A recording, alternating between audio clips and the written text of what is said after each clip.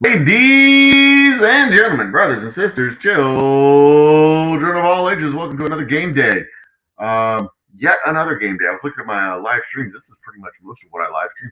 But this game, I mean, you know, we have daily development, so it's a thing that we do on my downtime. It's not even really downtime. It's just kind of I run this in the background when I'm doing real work.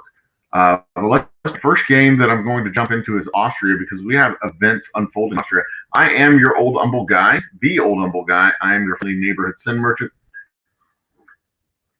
coming to you today. Update of our hi Julie, Jewel.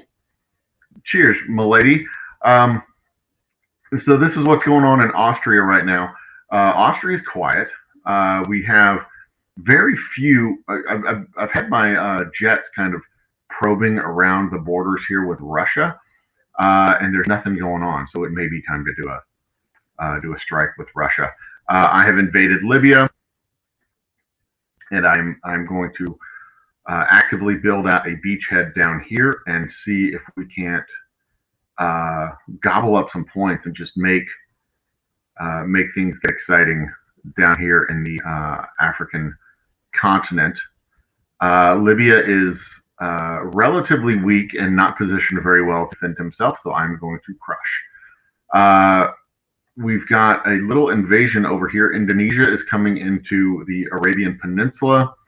Indonesia, if you recall, is part of the alliance that is the counterbalance to us, us being over here, North America and Northern Europe, Romania, Austria, Germany, France, and the United States. The other coalition that we're facing, the other major coalition, is this Eurasian Pact, which is Indonesia, China, Russia, and Australia. And they have actually, we have the lead against them right now, but they are the ones.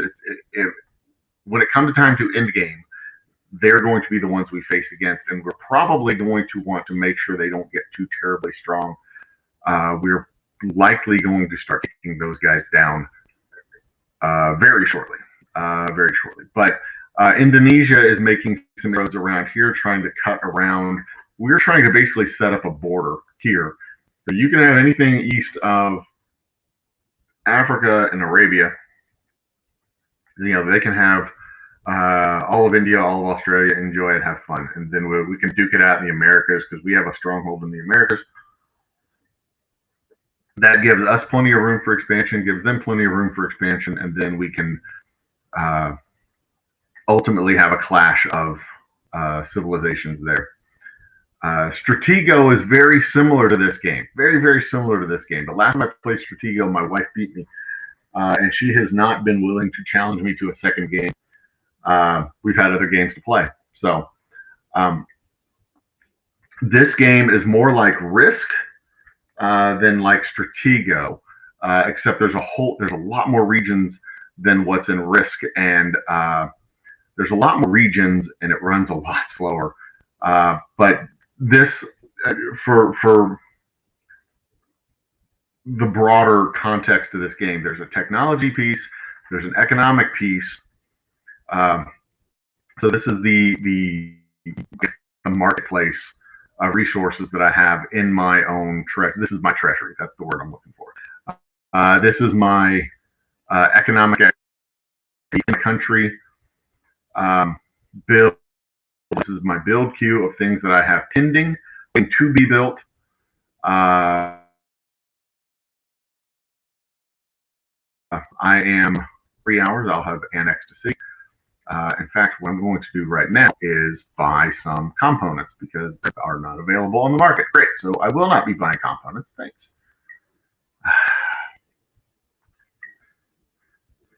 The limitations that are provided through lack of resources, scarcity of resources, things like that, that is another, you know, it's another limiting factor. You can't just build. You don't have a turn-by-turn ability to just drop cards or whatever and build more stuff. They're serious strategic, I don't want to say serious because it's a game. There are real strategic questions that go into the game, and you have to make strategic decisions of where you're going to spend your resources and how you're going to spend your resources, and things like that. So I've got a fresh group of infantry units that will be coming out in the next few hours.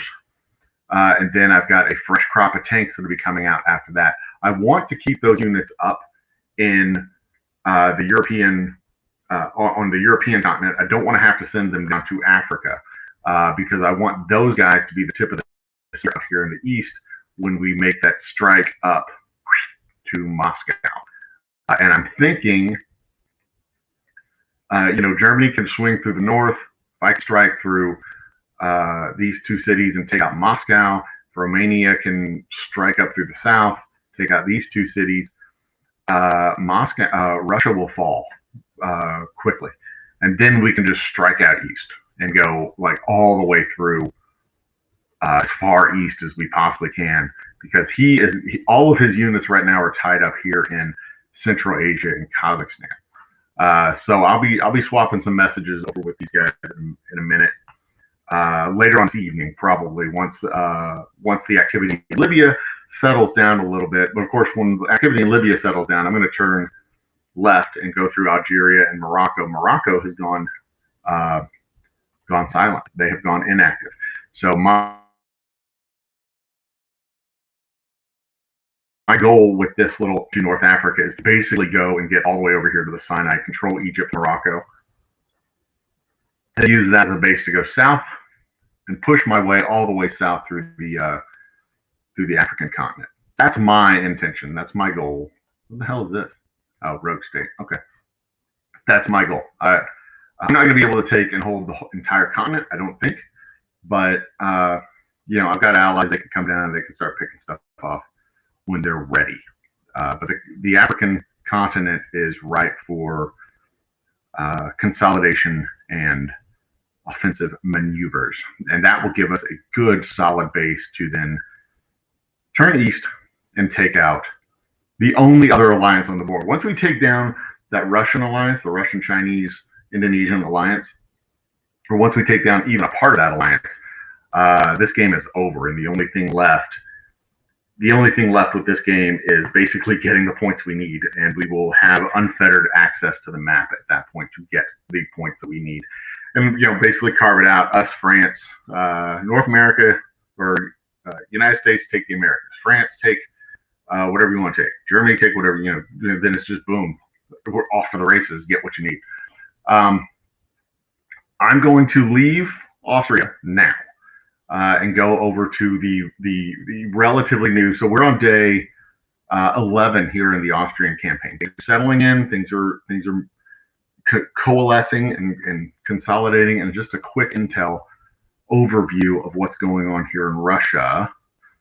I want to count his homeland cities and annexed cities. So that's 1, 2, 3. It's an occupied city. They can't build units in occupied cities, so I'm less concerned about occupied cities. 4, Rostov-on-Don. That's occupied. Vladivostok, which is clear on the Pacific, all the way on the other side of the fucking world.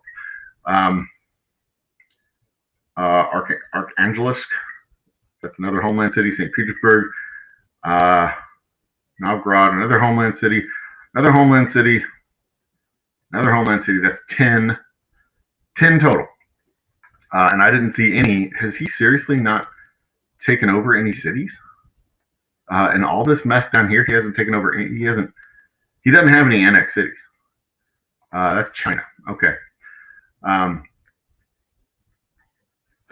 So I'm going to send my quick message over to my friends and let them know that I'll have tanks and infantry ready to go in a couple of days. Then we can strike fast and strike hard. Cobra Kai. No mercy.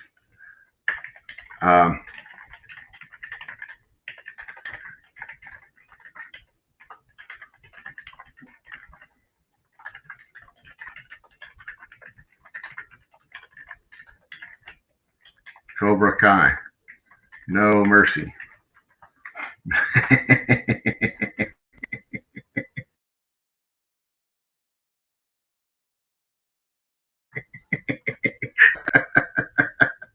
Okay, so that's Austria. I'm gonna leave Austria now.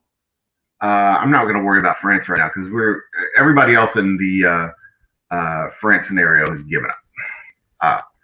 That's just that it is what it is. Everybody in the France scenario is giving up. We have the top 5 spots on that map. We're just going and collecting up points at this point. So that's not fun. That's not interesting to watch. It's kind of it's kind of work. As much as work can just be a dumb game. But this is the Virginia, the North America scenario, and this one we have some hanky shit going on. I'm gonna go full screen on this one, so you don't have to see my face. See how nice I am? I don't even make y'all see my face.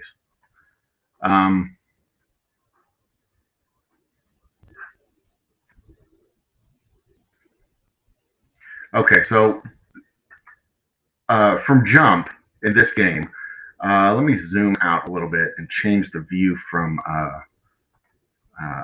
geography to political, so you can kind of see the borders. Okay, so in this game, what happened? Texas came, like on day one, just came and landed units here on the Gulf Coast, and I thought he landed units on the Gulf Coast with like an amphibious landing, but he had right-of-way passage through Florida.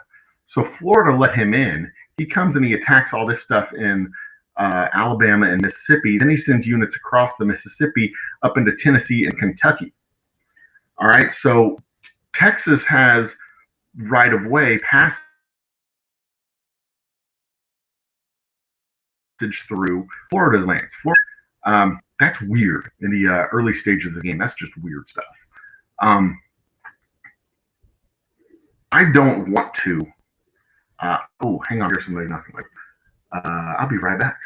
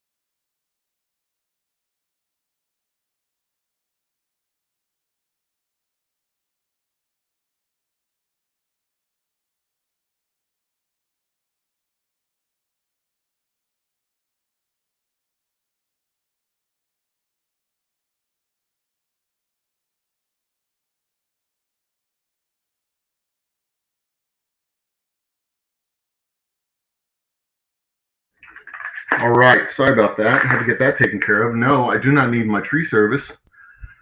I do not need my tree service taken care of.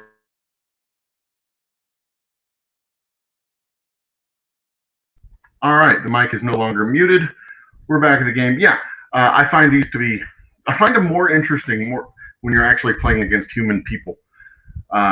Because, like I was saying on Lone Star Show last night, the when you're playing against actual human people, the wild card factor is just huge. Like this whole notion of Texas, where is he at? Texas having passage through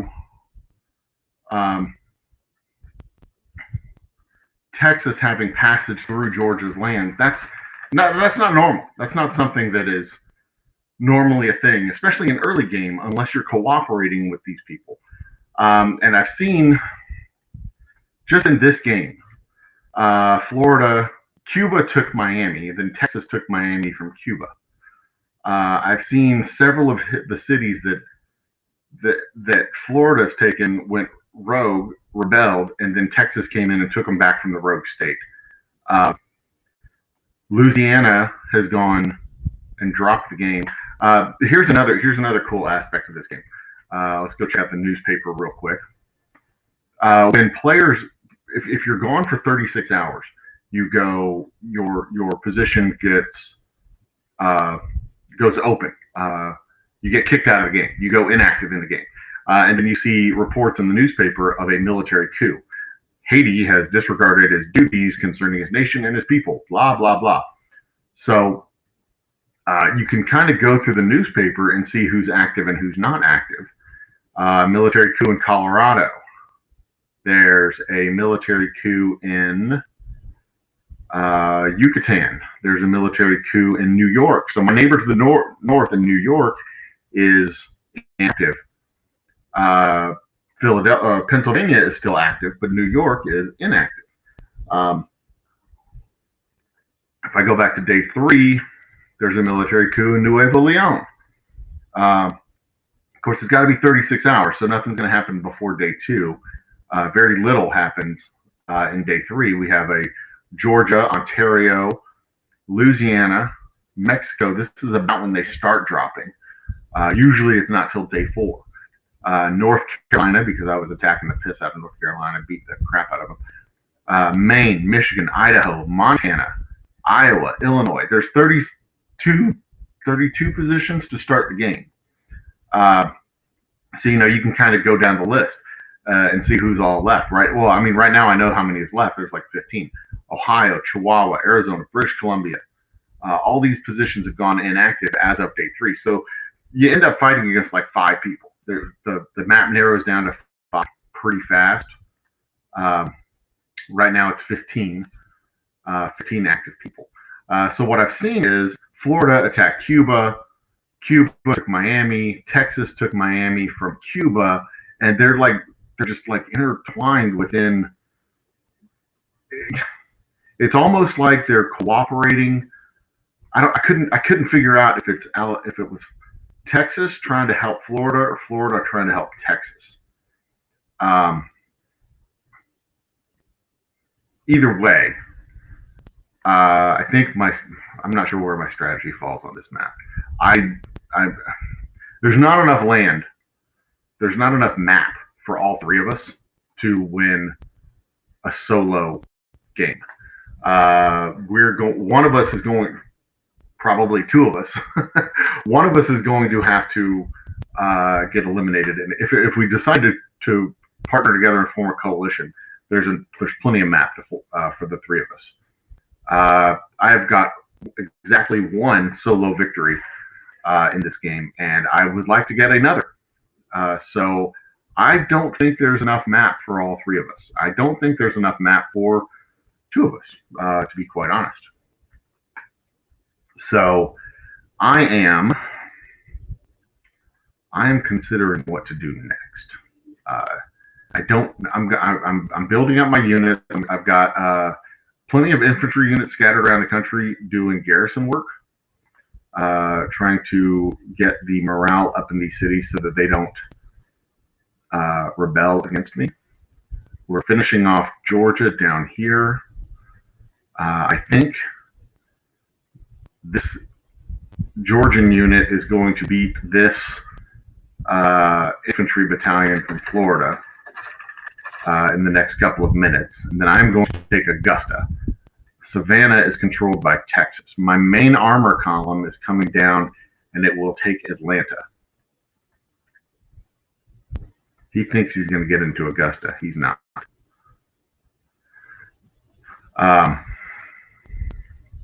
And then after I have a fresh crop of infantry that's going to be coming out. Then after that, I have another fresh crop of armor coming, plus an infantry officer, which will be starting in just a few minutes. And then I'm going to start upgrading my units from recon armor to actual fighting armor. And that'll be the next phase of upgrades and growth, where hopefully I'll be moving out of the early stages of tech and into the next stages of tech with the next. I've got the resources I need. I just want to I want to wait an hour, get that infantry officer started, and then get everything started. I'm trading some messages for my super special guest tonight. So tonight's show, we're giving away a bottle of whiskey. Let me switch to split screen. We're giving away this bottle of whiskey on tonight's show. Whoops.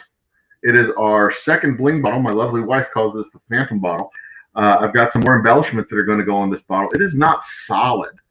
I can see, actually, it's not completely covered. There's maybe I have to put another coat of paint on it, or another coat of glitter on this. But it's a pretty. It looks fairly solid. As far as, let's see if I can get this light on it without messing up my camera. Can y'all see? Yeah, you can kind of see through there. See, it's not completely packed in with the glitter. It's not like glitter completely covered, but it's that may make a good, like a lamp after effect. But it is a unique and one of a kind special reserve bottle. I've got a few more embellishments that are going to go on it. It's going to look awesome. So tonight at 9 p.m. we're going to have the start of the show. Everybody who comments in the show will be entered on the Wheel of Fate to win the bottle. The drawing will be right around 9:30, and then we're going to bring in our special guest for the night. And I'm super excited about this special guest for the night. We've been chasing Aubrey Plaza for a year, kind of semi-serious, whatever. But now all of a sudden it's gotten really serious. So I'm swapping around a lot of messages the last couple of days, and we will have a very special guest. Very special guest. I don't know. I can't disclose who it will be yet. So we will see. It's going to be fun. But back to the game. This will so further information. One of the variables that happens in this game when you're actually talking about human players, you can play with gold. Yeah, you can see the gold up here in the upper right-hand corner. There's 32,000. I have 32,000 gold. I use it mostly for morale in the city. So this is making Georgia, its morale is 25%. If I click on this little information button, you see the chance of insurgency there is 48%. So there's a 50-50 chance that this city will erupt in rebellion at some point in the next 24 hours. They do a rebellion check at like either midnight or 6 o'clock a.m. I can't remember which it is. So what happens is they do that rebellion check, and if the morale in the city is above 34% or above, its chance of insurgency is 0. So one thing you can do is you can click on this little smiley face for 500 points or 500 gold. You can make it 35% morale. That's later in the game. I don't know if it's important early in the game sometimes. That's why I have these units over in garrison duty, because like Greensboro, for example, is at 31%. So he's been sitting there since it was 25%.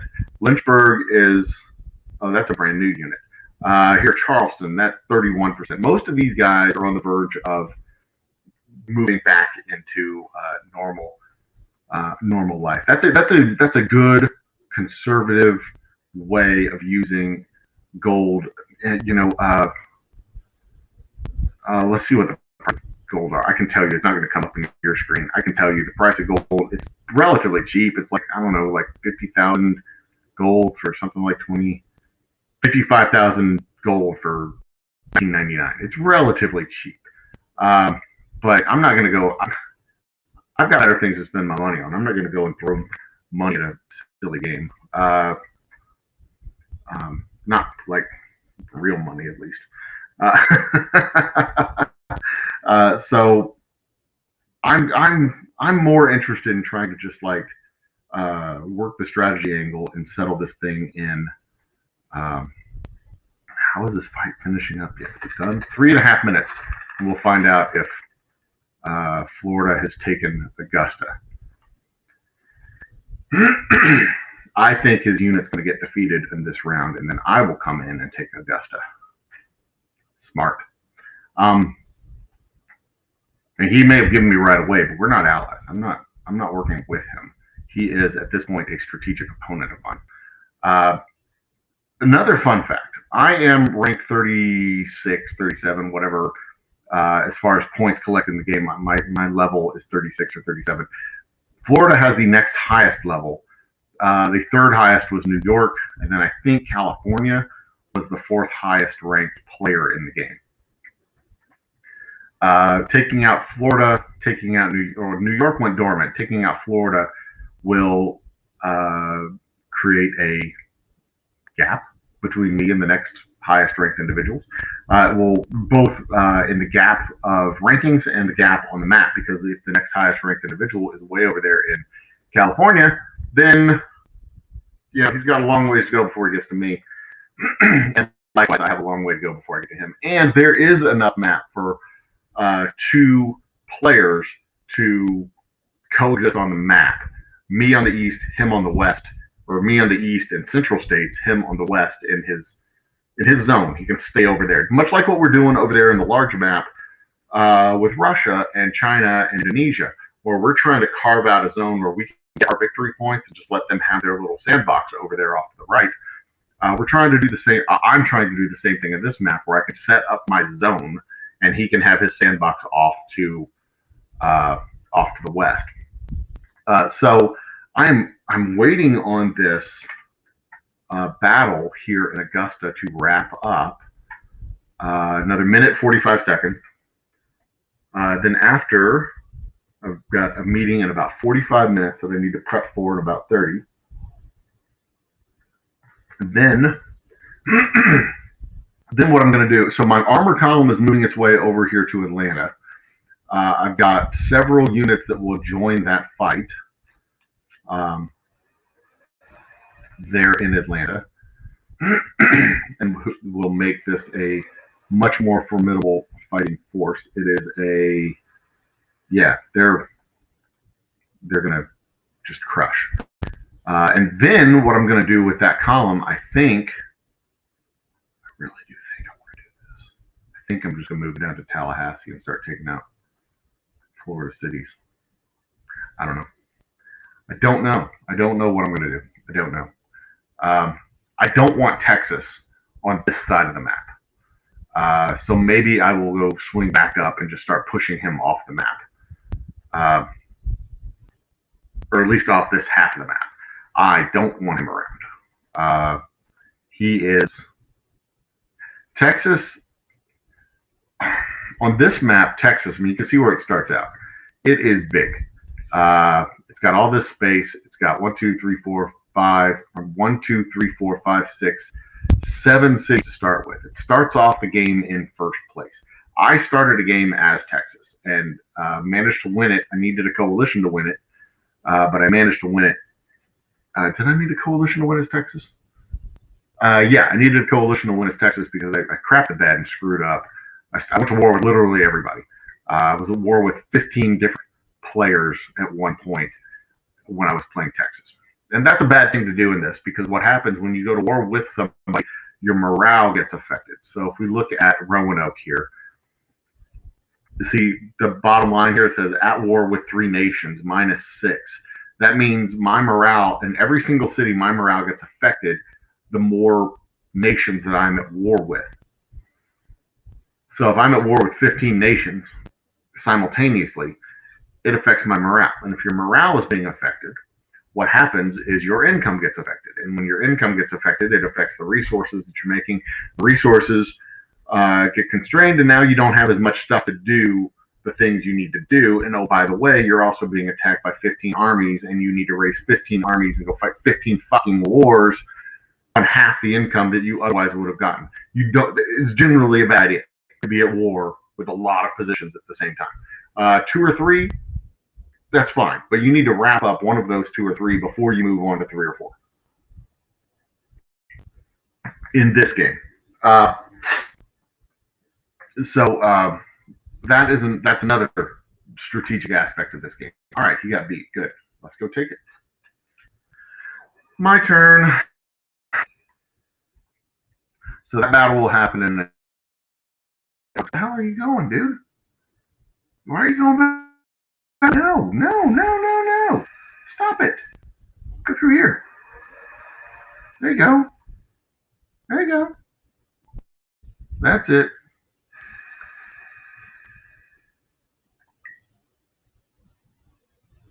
I don't know why it has to launch the attack from way the hell over there when it could just move. Whatever, you do you. You do you, Coachies. Fine. I wonder if I go from here. That'll be 2 hours and 5 minutes. Okay, so that's not going to help. How about you from Colombia? 1 hour, 49 minutes. Okay. This is 1754 versus 1756. All right, well, I'm not going to get there any sooner with either one of these guys. Come on. You stay in. How about you? 1 hour, 50 minutes. Okay, so you're not going to help at all. I just want to make sure I'm there before this homeboy, but he's an hour after me, so it'll be fine. It'll be fine.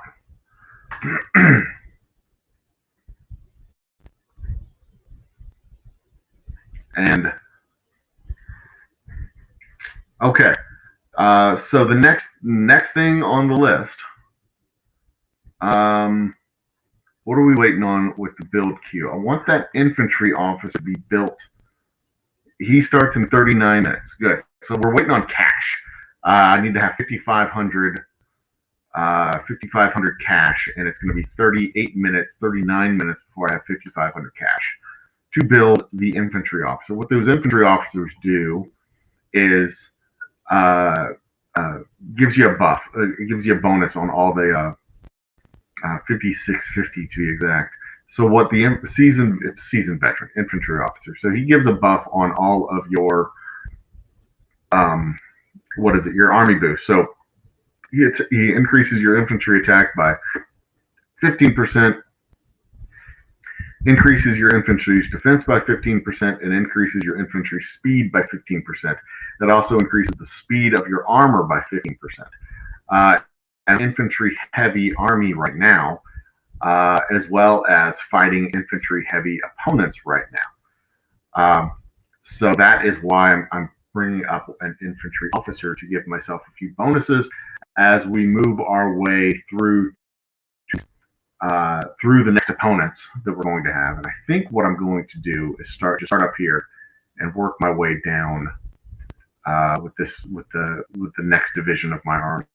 Just clean up the southeast, bring an army into Tallahassee, and work my way down to the tip of Florida. And then I'm going to have to go and take care of the next stops in the Bahamas, in Cuba. See, why does Texas have spots in Cuba? Why? Florida, I get. Why is Texas involving himself over here? And why? All that shit's very curious to me. I don't understand what the hell's going on or why it's going on, unless it's players that are just cooperating. And I've seen rumors of stuff like that happening where a player will like another player's position because the player's position has stronger units. They have infantry. They start the game with infantry and armor. So if you have two positions, you have infantry and armor in both of those positions. So you can take the one position, attack so there's three places. So let's say Florida, Texas, and Georgia. Florida can attack Georgia, and since they have equal forces to start with, they kind of neutralize each other.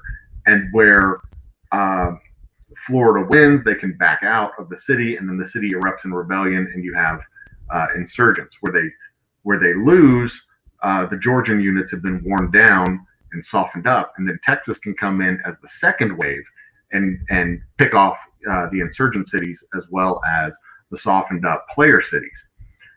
So then what ends up happening is Texas takes over for Florida, which appears to be what maybe they were doing. I'm not sure. Either way, I'm doing the exact same thing, except I'm building my second wave and my third wave and my fourth wave. Instead of using another country as the second wave, I'm building my own, which also means that Texas very likely may have a whole lot of stuff sitting back here. But based on his builds in his cities, he doesn't have a whole lot. It's hard to tell. But I can move my tech up in a way that will neutralize anything that you got. So there you go. But right now, this is pretty much this is what I wanted to check in and see. This is what I was looking for. That I wanted to check in and see what was going on in the game. So I've reached the extent of what I wanted to see today, this morning. I have my pieces going where I need them to go. I have my build orders in. 16:12 on the clock. At 24, we flip over to day 5, and I'll have a whole bunch of freed up infantry as well as freshly assimilated cities, so that they're not all in rebellion. And then I'll be able to take that fresh army and move it down into the next stage of the game. With my giant armor column here, I should be able to roll through any kind of opposition he's thrown up in front of me. We'll see. But most importantly, the most important city to take is obviously right there, and he's done all the builds he's supposed to do. He hadn't been sleeping on the builds. He's got the army base, the recruiting office, the arms industry. He's doing the things he's supposed to do as far as build outs go. In fact, he's done more of the things that he's done than I have, I think. Because I don't have all of the facilities in place, except for in Richmond, where I've got. Yeah. Okay. So that's what we're looking at. The next stage is going to be really consolidating my neighborhood, going after this southeast corner of the map, and then holding the line at the Mississippi, maybe holding the line at the Rio Grande.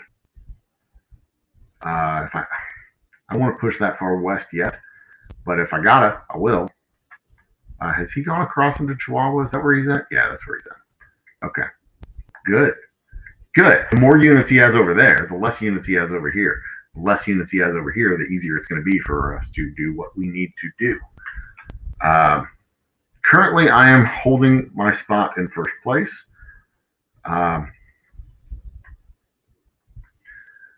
Me, Texas, and Florida. And I was talking about this yesterday. If you want to knock players out of the game, build up a big lead. Then they'll get demoralized and they'll quit. Because they are, after all, human beings behind the computer. And they want a chance to win. If you want to keep players in the game, you keep it close. I don't mind keeping them in the game, but I also don't want them to be close. So So we're just going to have to see how this goes. I think my first step,